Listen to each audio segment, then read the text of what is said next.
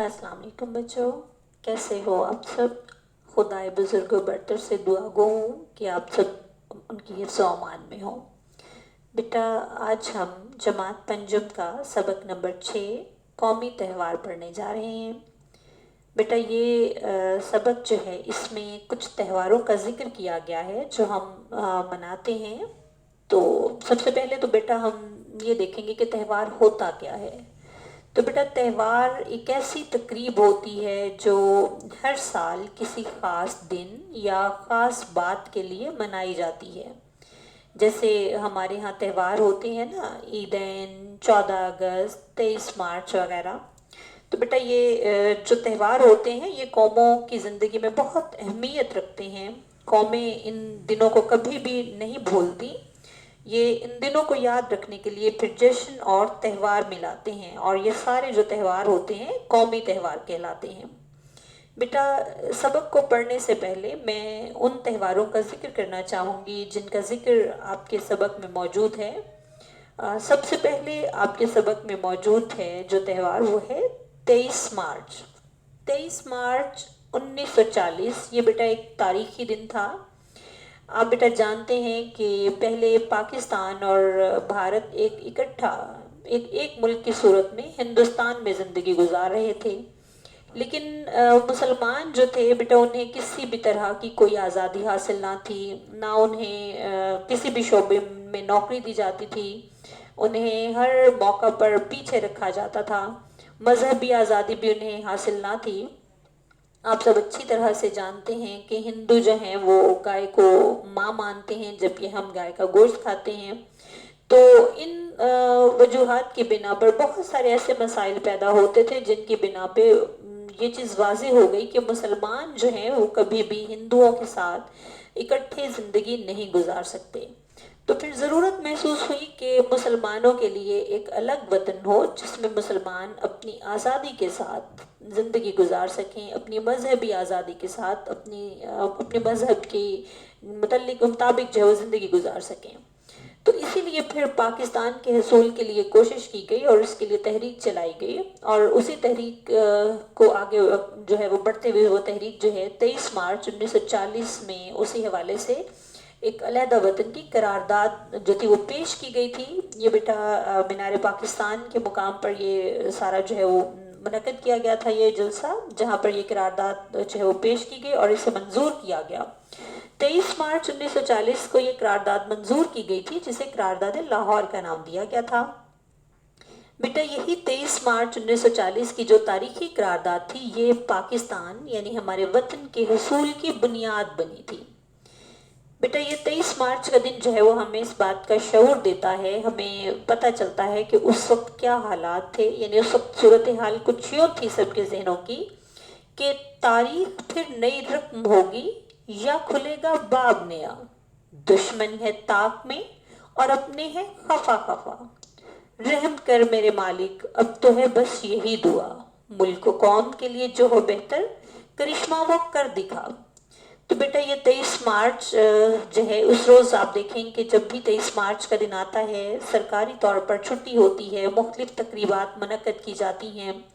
उस रोज़ परेड होती है, तमाम अफवाज पाकिस्तान की जो हैं वो उस परेड में हिस्सा लेती हैं, तकरीबात का हिस्सा बनती हैं।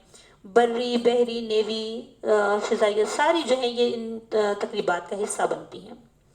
बेटा, इसके बाद यौम आज़ादी 14 अगस्त, ये इसका जिक्र भी आपके सबक में किया गया है। 14 अगस्त का बेटा जो मौका था, यानी 14 अगस्त, ये वो दिन है जिस रोज़ पाकिस्तान आज़ाद हो गया था। ठीक है, 13 अगस्त को रात 12:55 तक पाकिस्तान अभी आज़ाद नहीं था। 11:55 पर जो है वो रेडियो पाकिस्तान से पहले जो ऐलान किया गया था वो यही था कि ये है रेडियो हिंदुस्तान। ठीक है, लेकिन ठीक 5 मिनट के बाद जब पाकिस्तान की आज़ादी की खबर मिली, जब नवीद मिली, तो ऐलान किया गया कि ये है रेडियो पाकिस्तान। ठीक है, यानी 14 अगस्त को पाकिस्तान आज़ाद हुआ। बेटा, ये हमारे लिए बहुत बड़ा दिन था क्योंकि ये दिन हमें जब आज़ादी इस दिन हमें हासिल हुई, हम अपनी ज़िंदगी आज़ादाना तौर पर बसर करने के काबिल हुए। تو اس روز کو بھی بیٹا بہت اچھے طریقے سے منعقد کیا جاتا ہے. آپ سب جانتے ہیں 14 اگست آپ خود بھی جو ہے وہ سیلیبریٹ کرتے ہو، مناتے ہو. تو 14 اگست کے موقع پر ہم سب اپنے گھروں کی چھت پر قومی پرچم لہراتے ہیں، گھر کو جھنڈیوں سے آراستہ کیا جاتا ہے اور اپنے وطن کی خوشحالی کے لیے دعا کی جاتی ہے.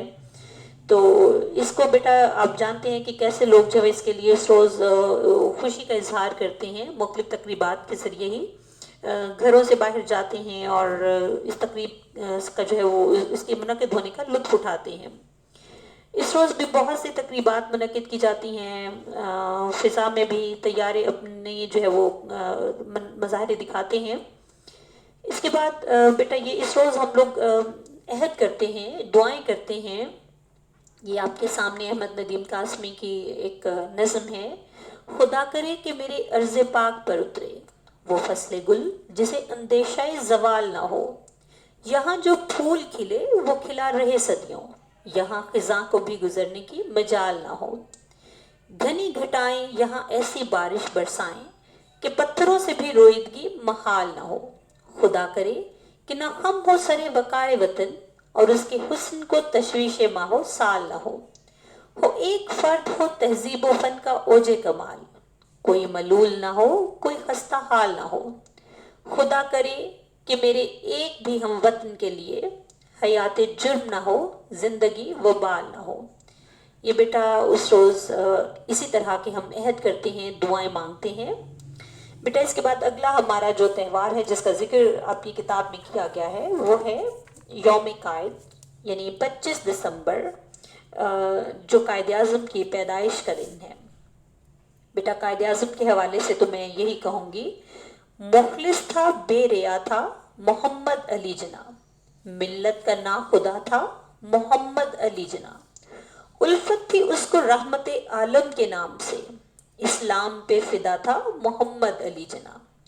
اسلامیہ نے ہند کی خدمت کے واسطے اللہ نے دیا تھا محمد علی جناح.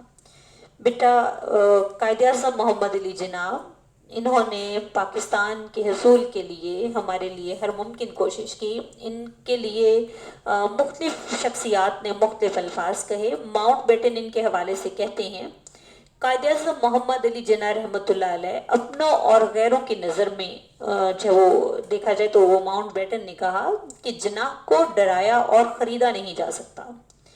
جواہر لال نہرو جو ہے وہ کہتے ہیں کہ اگر مسلمانوں کے پاس 100 گاندھی ہوتے اور ہمارے پاس ایک جناح تو پاکستان نہ بنتا.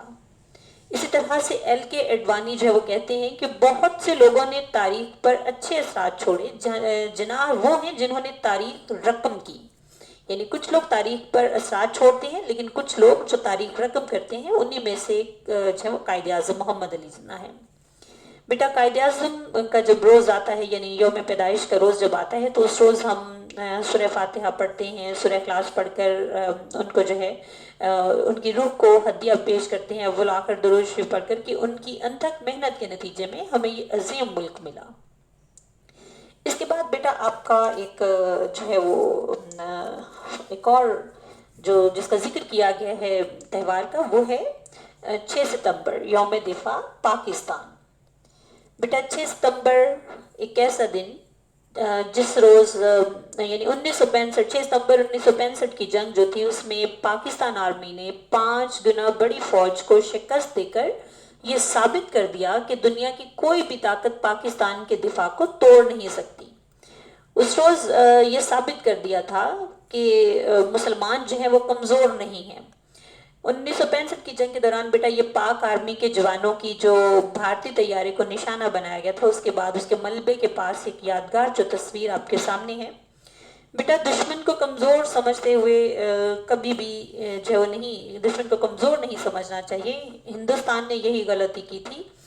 تو اس حوالے سے تو ہم یہی انہیں کہیں گے کہ میرا دشمن مجھے کمزور سمجھنے والا مجھ کو دیکھے کبھی تاریخ کے آئینے میں. میں نے ہر عہد میں توڑا ہے رونق کا طلسم، میں نے ہر دور میں ایک باب نیا لکھا ہے. میرا دشمن یہ حقیقت نہ فراموش کرے، بیت ظلم و ستم میری روایت ہی نہیں، مجھ کو میدان سے پسپائی کی عادت ہی نہیں. عرصہ بدر میں کردار نبی ہوتا ہوں، دشت کربل ہو تو میں ابن علی ہوتا ہوں. یعنی بیٹا مسلمان جو ہیں وہ خالی نعروں کے عادی نہیں اور نہ ہی ہوا میں بات کرتے ہیں بلکہ حقائق پر نگاہ رکھتے ہیں اور ببانگ دہل کہتے ہیں کہ پاکستان جو ہے اس کا حصول ہونا تھا. اور وہ ببانگ دہل جو ہے یہ پاکستان کے فوجی جوان جو ہے وہ کہتے ہیں چلتا ہے خنجر تو چلے میری رگوں پر, خودی بیچ کے اپنی میں کبھی جھک نہیں سکتا, مٹنے کو تو یہ دنیا بھی مٹ سکتی ہے لیکن تاریخ کے اوراق سے میں مٹ نہیں سکتا. بیٹا اس کے بعد ہمارا جو اگلا تہوار جس کا یہاں پہ ذکر کیا گیا ہے وہ علامہ اقبال کے حوالے سے ہے, یعنی 9 نومبر 1877 جو کہ آپ کی پیدائش کا دن ہے. اقبال جو ہے بیٹا یہ شاعر مشرق بھی ان کو کہا جاتا ہے. بچوں کے لیے آپ نے بے تحاشا جو ہے وہ نظمیں لکھی ہیں. علامہ اقبال نے جو پیغامات ہم تک پہنچانے کے لیے ساری زندگی جد و جہد کی وہ اقبال کی قلم اور میرے ذہن سے نکلے نشار میں ہیں جو کہ اقبال اپنے شاہین بچوں کو اپنی پہچان سکھاتے ہیں. تو بیٹا اقبال جو وہ کہتے ہیں بھٹکے ہوئے آہوں کو پھر سوئے حرم لے چل, اس شہر کے خوگر کو پھر وسط صحرا دے. بیٹا علامہ اقبال آپ کی اگر ذاتی طبیعت کے حوالے سے دیکھا جائے تو اس میں بہت سوز و گداز تھا اور حب رسول صلی اللہ علیہ وآلہ وسلم اس قدر تھا کہ جب کبھی ذکر رسول صلی اللہ علیہ وآلہ وسلم ہوتا تو آپ بے تاب ہو جاتے اور دیر تک روتے رہتے. اقبال کی شاعری کا جو خلاصہ جوہر اور لب لباب عشق رسول صلی اللہ علیہ وآلہ وسلم اور اطاعت رسول صلی اللہ علیہ وآلہ وسلم ہے. ان کا دل عشق رسول صلی اللہ علیہ وآلہ وسلم نے گداز کر رکھا تھا. زندگی کے آخری زمانے میں یہ کیفیت اس انتہا کو پہنچ گئی تھی کہ ہچکی بن جاتی, آواز بھرا جاتی اور وہ کئی منٹ سکونت اختیار کر لیتے. اقبال فرماتے ہیں کہ مسلمان کی سرشت ایک موتی کی طرح ہے جس کو آب و تاب بحر رسول صلی اللہ علیہ وآلہ وسلم سے حاصل ہوتی ہے. یہی وجہ ہے کہ اسوہ حسنہ کی تقلید کا سبق دیتے ہوئے کہتے ہیں اے مومن تو باغ مصطفی کی ایک کلی ہے, بہار مصطفی کی ہواؤں سے کھل کر پھول بن جاؤ. بیٹا آپ نے 21 اپریل 1938 کو وفات پائی اور آپ کو لاہور میں بادشاہی مسجد کے صدر دروازے کے پاس آپ کا مزار ہے جہاں پہ لوگ جو ہیں وہ آتے ہیں اور آپ کو خراج تحسین پیش کرتے ہیں, فاتحہ خوانی کرتے ہیں. بیٹا یہ وہ تہوار جن کا اس سبق میں ذکر کیا گیا تھا. اس کے بعد بیٹا آپ کی کتاب پر اگر آئیں تو آپ کا سب سے پہلے ایک عنوان ہے سوچیں اور بتائیں. بیٹا اس میں سوال ہے آپ کے کہ پہلا ہے تہوار کسے کہتے ہیں. تو بیٹا تہوار میں نے پہلے بھی بتایا ایک ایسی تقریب جو ہر سال کسی خاص دن یا خاص بات کے لیے منائی جاتی ہو اسے تہوار کہتے ہیں, جیسے عیدین, 14 اگست, 23 مارچ وغیرہ. دوسرا سوال ہے آپ کا کہ آپ کس تہوار کے آنے پر سب سے زیادہ خوش ہوتے ہیں. تو بیٹا اگر مجھ سے پوچھا جائے تو مجھے عید الفطر اور عید الاضحیٰ کے تہوار پر بہت زیادہ خوشی ہوتی ہے, کیونکہ عید الفطر رمضان کے روزے مکمل ہونے پر اللہ تعالیٰ کی طرف سے انعام ہے اور عید الاضحیٰ حضرت ابراہیم علیہ السلام اور حضرت اسماعیل علیہ السلام کی بے مثال قربانی کی یاد تازہ کر دیتی ہے. اس کے بعد آخری اس کا سوال ہے سبز ہلالی پرچم اور جھنڈیاں کس تہوار پر لہرائی جاتی ہیں. تو بیٹا یہ سب کو ہی معلوم ہے, یقیناً آپ کو بخوبی علم ہوگا کہ سبز ہلالی پرچم اور جھنڈیاں 14 اگست یعنی یوم آزادی کے تہوار پر لہرائی جاتی ہیں. جب بیٹا آگے چلتے ہیں ہمارا سبق اس کا صفحہ نمبر 40 اس کے مشکل الفاظ کے معنی آپ کے سامنے ہیں. اس میں دیکھیں قومی یعنی قوم سے منسوب جو قوم کا ہوتا ہے, تہوار کہتے ہیں خوشی کا دن, مذہبی تقریب کا دن, بزرگ کہتے ہیں سن رسیدہ بڑی عمر کا یا قابل احترام, حصول کہتے ہیں حاصل ہونا مقصد کا پورا ہونا, جد و جہد, محنت مشقت, سعی, کوشش, بھرپور کہتے ہیں پورا بھرا ہوا نقطۂ عروج پر یا پھر سارا, حصہ لینا کسی کام کی انجام دہی یا تکمیل میں شرکت کرنا, تکلیفیں یعنی دکھ, مصیبتیں یا زحمتیں, برداشت کرنا, جھیلنا, سہارنا, قیام قائم ہونا, ظہور میں لانا, کھڑے ہونا, خاندان कहते हैं घराना को। हिजरत किसी इलाके, शहर या मुल्क को छोड़कर कहीं और चला जाना यानी तर्क वतन। कठिन कहते हैं दुश्वार, मुश्किल या सख्त को। मुश्किलात का सामना यानी दुश्वारियों से निपटना, दिक्कतों का मुकाबला करना। दास्तान, किस्सा, कहानी या वाकया। तकरीब, किसी खुशी या गम के मौका का इज्तिमा। जश्न या फिर बेशतर खुशी के मौका पर इसको इस्तेमाल किया जाता है इस लफ्ज़ को। चेहरा तमतमा उठना यानी खुशी से चमक उठना, रोशन हो जाना। हस्बे मामूल यानी मामूल के मुताबिक। जश्न, खुशी की महफिल या त्यौहार का दिन। समा कहते हैं कैफियत या नज़ारा को या मंजर को। रंगारंग, तरह तरह का। सजी हुई, मुज़य्यन या आरास्ता। हुजूम कहते हैं बेटा भीड़ या रश को। ये खंबे से खंबा चलना, ये इसमें हे, दो चश्मी हे जो है वो नहीं डली बेटा, इसमें आप इसको डाल लीजिएगा। खंबे से खंबा चलना यानी इसका मतलब है कि ज्यादा अफराद की वजह से कंधे से कंधा रगड़ना, यानी मतलब ये कि बहुत ज्यादा भीड़ होना। नेमत कहते हैं अतिया जो खुदा की तरफ से मिले। शऊर, समझबूझ, दानाई या अक्ल। लौटना, वापिस आना। पुरतकल्लुफ, शानदार, एहतमाम से तैयार किया हुआ। इंतज़ाम कहते हैं बंदोबस्त, एहतमाम को। इज्तमाई का मतलब है इकट्ठे या मुश्तरका तौर पर। निस्बत का मायने है ताल्लुक। इसके बाद बेटा सबक की तफहीम हम करते हैं सफ़ा नंबर 40 के। तफहीम से पहले मैं आपको बेटा ये यहाँ पे कुछ तस्वीर दिखाऊंगी। सफ़ा नंबर 40 पे जो सबक की तफहीम है उसमें सबसे पहले जो पहला पैराग्राफ है उसमें उन तमाम वाक़यात को का जिक्र किया गया है कि जब मुसलमान हिंदुस्तान से हिजरत करके पाकिस्तान आए थे तो क्या हालात थे, किस तरह से उन्होंने हिजरत की, हिजरत का ये सफ़र कितना मुश्किल था, कितना कठिन था और किन मुश्किलात का सामना करते हुए वो लाहौर पहुँचे थे। बेटा ज़ुबानी कलामी तो हम पढ़ते हैं, ये आपके सामने है हिजरत के जो तस्वीर हैं कि किस तरह से देखें आपके सामने है कि वो हिजरत करते हुए जो वो आए हैं, किस तरह से ट्रेन के ऊपर भी बाहर भी किस तरह से रश, किस तरह से जो वो वहाँ से निकले हैं जान बचाकर एक वतन के लिए, आज़ाद वतन के लिए। किस तरह से देखें बैलगाड़ियों पर भी थे, पैदल भी थे, किस तरह से देखें साइकिलों पर या फिर अपने बुज़ुर्गों को उठाए हुए, कंधों पर उठाए हुए, अपना बोझ अपना सामान साथ जो वो लिए हुए पैदल रवा दमा काफ़िले थे। इसी तरह से देखें फिर आके हाजी कैंप में जब जो वहाँ पे जो कैंप लगाए गए थे लाहौर में, वहाँ पे जब उनमें फिर उनका ठहरना, ये रश के मनाजिर आपके सामने हैं। ये कैंप हैं जहाँ पर मुसलमानों को ठहराया गया था हिंदुस्तान से पाकिस्तान आने पर। ये आप देख सकते हैं शाही कला में किस तरह से जो है वो आमदोरफ्त हो रही है लोगों की। इसके साथ साथ बेटा ये मनाजिर हैं जहाँ पे मुसलमानों को दिखाया गया कत्ल गारत करते हुए। यानी ये सारे सिलसिला जो था ये सारा ऐसे ही नहीं हुआ, बल्कि बहुत मुश्किल था मुसलमानों का पाकिस्तान में हिजरत करके आना।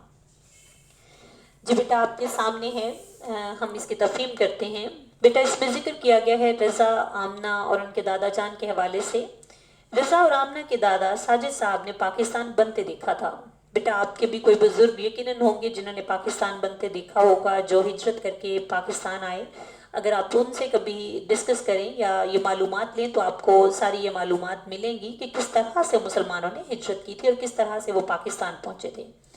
तो रज़ा साजिद साहब जो थे उन्होंने चूँकि पाकिस्तान बनते देखा था, उनके बुज़ुर्गों ने भी हसूल पाकिस्तान की जद्दोजहद में भरपूर हिस्सा लिया था और उस हिस्सा लेने की पादाश में बहुत सारी तकालीफ से भी इनको गुजरना पड़ा।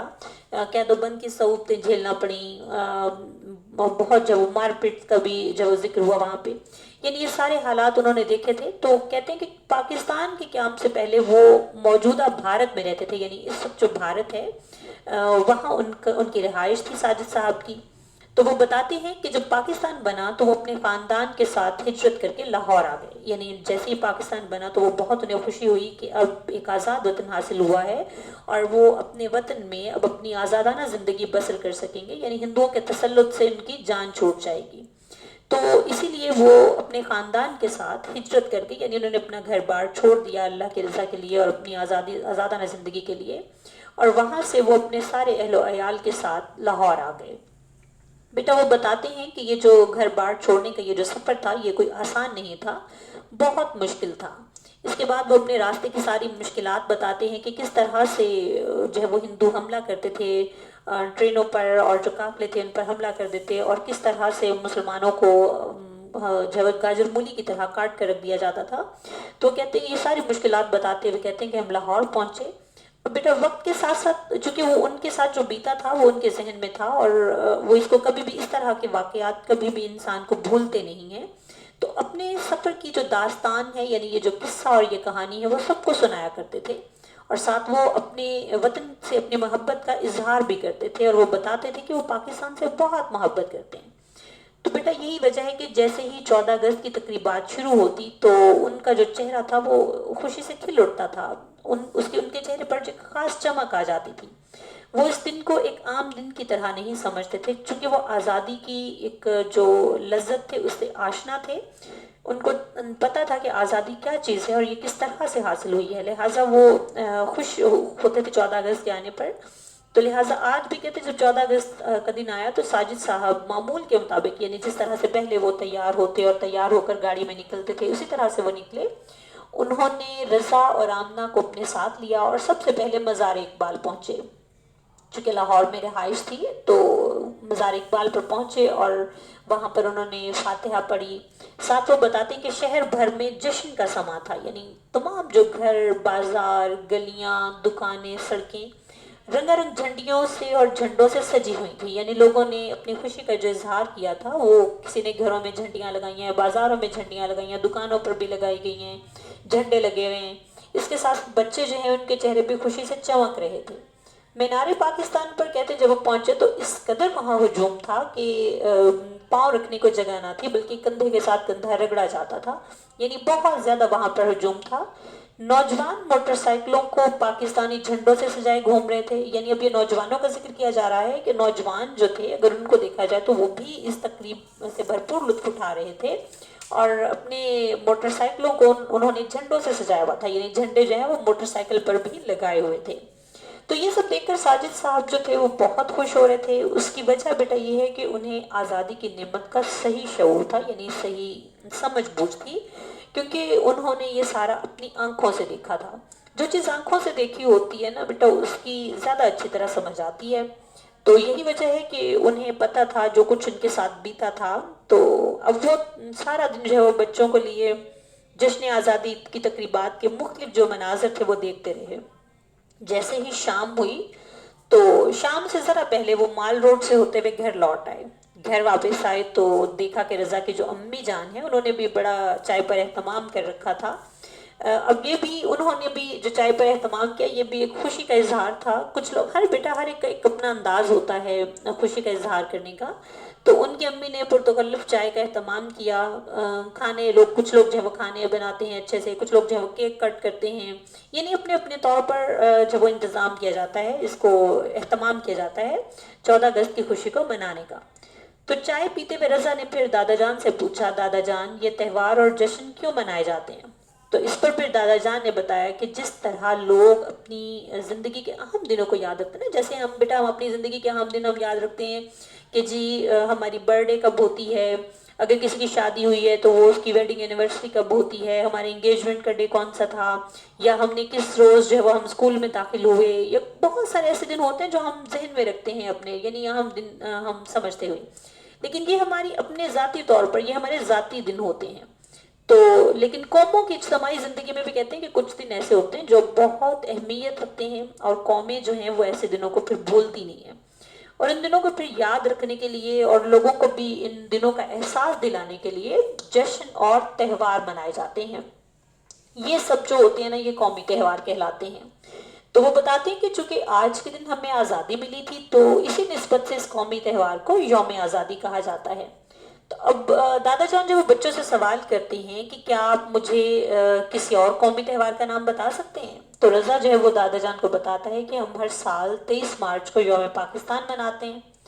تو دادا جان جو ہے وہ اس کی معلومات پر اس کو شاباش بھی دیتے ہیں اور بتاتے ہیں کہ 23 مارچ 1940 کو منٹو پارک لاہور میں قرارداد پاکستان پیش ہوئی تھی، اور یہ 23 مارچ کا دن جو ہے اسی تہوار کی یاد میں منایا جاتا ہے، یعنی اسی یاد میں منایا جاتا ہے۔ پھر وہ بتاتے ہیں کہ اس دن ہم نے کس طرح سے جو ہے وہ پیش کی تھی ہم نے تحریک اپنی، اور اس کو منظور کیا گیا تھا۔ بیٹا اس کے بعد صفحہ نمبر 41، اس کے مشکل الفاظ کے معنی، یہ آپ کے سامنے فوجی پریڈ